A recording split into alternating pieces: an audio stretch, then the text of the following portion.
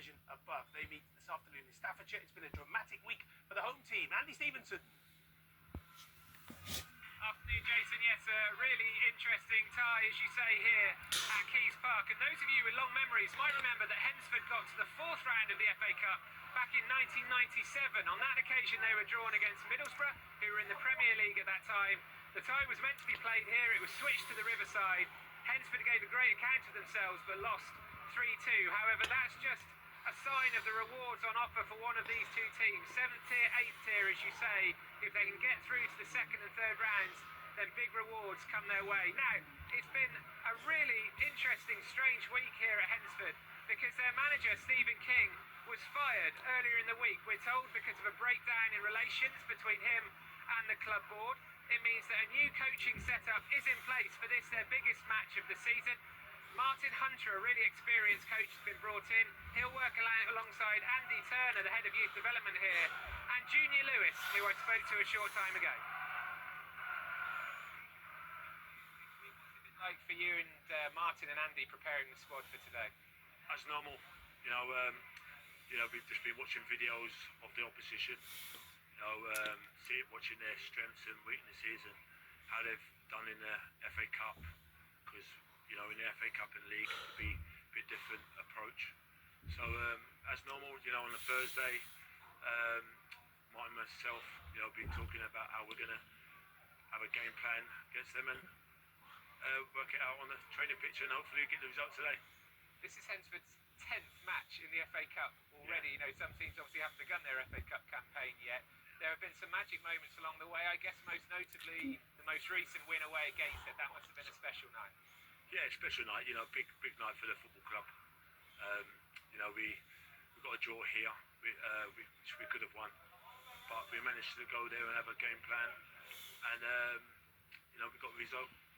We've got Manny Duku lining up for you guys this afternoon. We assume Dec Howe for Gainsborough. Those two are the top scorers left in the competition so far. Just tell us a little bit about Manny and what makes him such a threat. First of all, he loves scoring goals. He's an all-round sort of striker. But he just likes scoring goals, and may it continue through in the FA Cup. That was Junior Lewis speaking to me a little bit of time ago. You can hear the atmosphere building behind me. The last time Hednesford made it to the second round of the FA Cup was 26 years ago. Gainsborough Trinity, 72 years ago. So there's a lot at stake, and it could be a cracker. Enjoy, Andy. Thank you so much. Well, Rushall Olympic are in the FA Cup first round for the first time in their history today. What a day for them. Their reward, a home tie against League 2 Accrington Stanley. These are live pictures, an exciting afternoon in store for you, Betty Glover. Supporters at Rushall Olympic say that this is the biggest game in their history. And to give you just a bit of a taste about what this club is about, in their pre-match programme, Jason, they say that they are a village club that have reached levels that they've never reached before. They play in the 6th tier of English football in the National League North. They haven't had the best season so far. They sit second from bottom, lost their last 3 games. But a lot of their players know what it takes to beat a side like Accrington Stanley because they've played a lot of football in the EFL. Their captain, for example, has had 200 appearances in the EFL. Accrington Stanley obviously play their football in League 2. They haven't had the best start to the season. They were rock bottom, but they've started to string together some wins. Rushall Olympic know that this is going to be a really tough game, but like their chairman said, John Allen, he says this is about putting Rushall on the map. Can they do that against Accrington Stanley? Well, we'll soon find out. Thank you very much indeed, Betty. It's only occurred to me now that we've got our bookings wrong for you two today because you didn't even play in the first round of the FA Cup. What's the first round? Come on, Jace.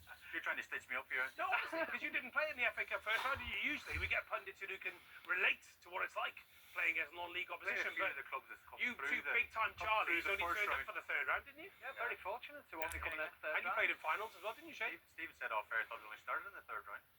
Did you play? You played in a final, I was at Wembley for your final. Yeah, a couple of finals, yeah.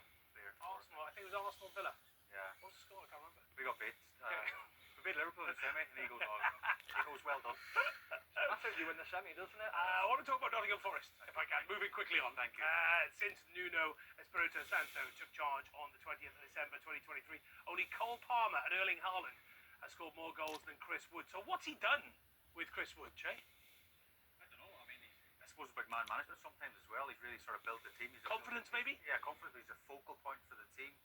You know, and again, I think any striker, I talk even Alan Haaland, go back to Alan Shearer, when they're scoring goals, confidence is so high. They feel like they're going to go into every game, don't they, Stephen, and score goals? I think the other thing as well is knowing that you're going to play every game. That's key. Even if you have a poor game and you don't score, well, you're in the next game. Don't worry about it. You're my man. You're the one who's going to start. He's got Awoniyi on the bench who's been in the round. Everyone thought he'd be the guy who'd come back and replace Chris Wood. But you've got to put players in and around him and get a system. So you've got the two guys on the wings, Alanga and Hudson-Odoi. Then you've got Morgan Gibbs-White in behind. Creativity, pace, all round it. Now, Chris Wood isn't the quickest of players, but what he's got is a brilliant instinct of where to be, where the crosses are going to come in, and an understanding of that. Yeah, right time, right place. So Forest could also go in the top four.